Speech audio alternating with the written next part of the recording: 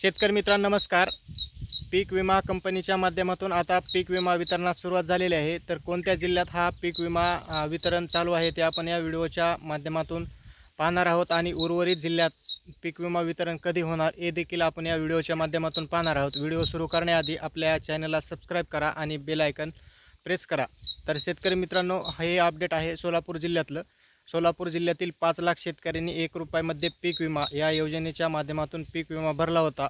परंतु अजूनही ते प्रतीक्षेत पीक विम्याचे होते.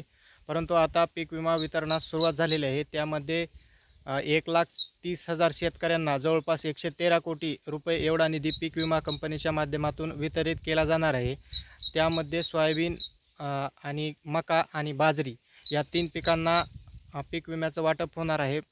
अद्याप देखील तूर आणि कांदा या पिकासंदर्भात कुठलंही अपडेट आलेलं नाही. तसेच उर्वरित जिल्ह्यात देखील येत्या 15 जूनपर्यंत हे पीक विम्याचं वाटप होणार आहे. पुढील अपडेट आल्यावर आपल्याला या चॅनलच्या माध्यमातून कळविण्यात येईल. धन्यवाद.